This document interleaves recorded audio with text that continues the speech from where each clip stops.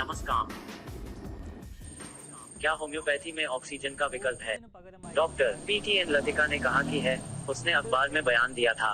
मरुनाथन online channel ने इसकी प्रामाणिकता के बारे में पूछताछ की। तब डॉक्टर ने कहा कि ऐसी दवा थी और यह ऑक्सीजन के बजाय उस दवा को लेने के लिए पर्याप्त थी। वह क्या मतलब था? दवा वातावरण से पर्याप्त ऑक्सीजन खींचने के लिए फुफ्फुसीय प्रणाली को बढ़ा सकती है। यह कहा जाता है कि ऑक्सीजन के बजाय दवा है। क्या यह सच है? हाँ, यह वह दवा है जो हम ऑक्सीजन के बजाय देते हैं। कुल मिलाकर मटीरिया मेडिका में केवल एक ही ऐसी दवा है। हमारी दवाएं अन्य सभी बीमारियों के लिए रोग सूचक हैं। इसके साथ यह दवा दी जानी चाहिए। बेशक ऑक्सीजन या आईसीयू की जरूरत नहीं है। इस दवा को सुबह में 10 बूंद और रात में 10 बूंद देने के लिए पर्याप्त है। मैं 37 साल से इलाज में हूँ। हृदय रोगियों और अस्थमा के रोगियों के साथ साथ बच्चों को भी यह दवा सबसे अधिक दी जाती है। बच्चे सर्दी, छींक और अस्थमा के साथ आते हैं, लेकिन एक बार वे आए और दवा खरीदी और फिर दूसरी बार वे आए और उन्होंने कहा कि वे हमें बूंदे देंगे। बच्चों को यह दवा देने के बाद माता पिता आराम से सो सकते हैं।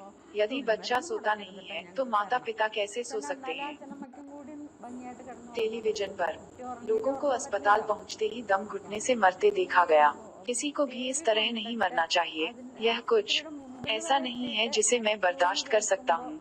मुझे दिल्ली जैसी हमारी जगहों पर ऐसा होता देख मुझे दुख हुआ। इसी तरह मैंने जन्मभूमि अखबार के रिपोर्टर श्री शशि को बुलाया। 15 साल से मैंने उसे जाना है। उन्होंने कहा कि वह अखबार में रिपोर्ट डालेंगे। इस प्रकार अखबार में यह खबर आई। कई लोग मुझे केरल से बुलाते हैं।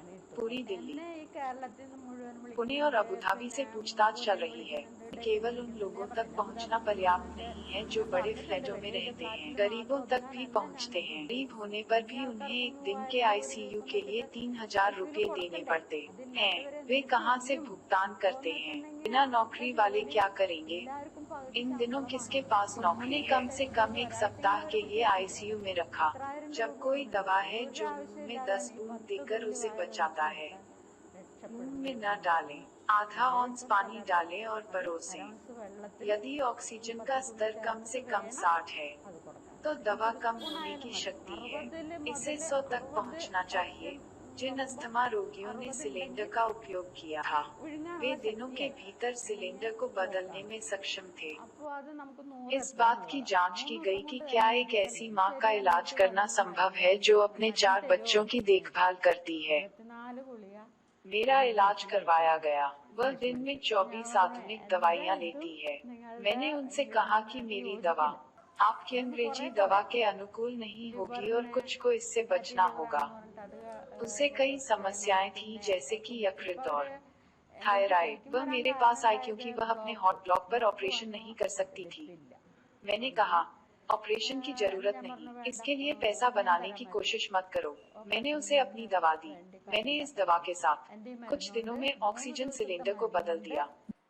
मुझे सांस लेने के लिए ऑक्सीजन की जरूरत थी। डॉक्टर ने कहा था कि ऑक्सीजन सिलेंडर के बिना यह संभव नहीं था। अब जब मैंने होम्योपैथिक दवा लेना शुरू कर दिया है तो मैं अब ठीक हूँ। वह मेरी माँ मैरी है, 74 साल का। हम चक्कापराम्बिल कोची में रहते हैं। उसे सांस लेने के लिए ऑक्सीजन की जरूरत थी। डॉक्टर ने कहा था कि ऑक्सीजन सिलेंडर के बिना यह संभव नहीं था। अस्थमा के लिए डॉक्टर हर्षजीवन और डॉक्टर विविंसेन के तहत उनका मेडिकल ट्रस्ट अस्पताल में इलाज किया गया। तभी हॉट ब्लॉक आया और ऑक्सीजन का स्तर घटकर 74 हो गया। 10 दिन बाद उसे छुट्टी दे दी गई और वह घर आ गया। डॉक्टर का सुझाव था कि वह ऑक्सीजन सिलेंडर के बिना आगे नहीं बढ़ सकती। घर पर ऑक्सीजन सिलेंडर किराए पर लेकर मां को घर लाया गया। यह लगातार 2 महीनों तक ऑक्सीजन के साथ जारी रहा। घर आने के लगभग 1 महीने बाद हमने डॉक्टर लतिका को देखा और उसकी दवा शुरू की। अगले महीने ऑक्सीजन का स्तर 94 से 97 तक पहुंच गया।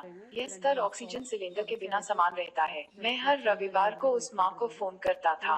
यह एक आशीर्वाद और मेरे लिए खुशी की बात है कि वह कहती है कि मेरे बच्चे, मैं अब बहुत अच्छा कर रही हूँ।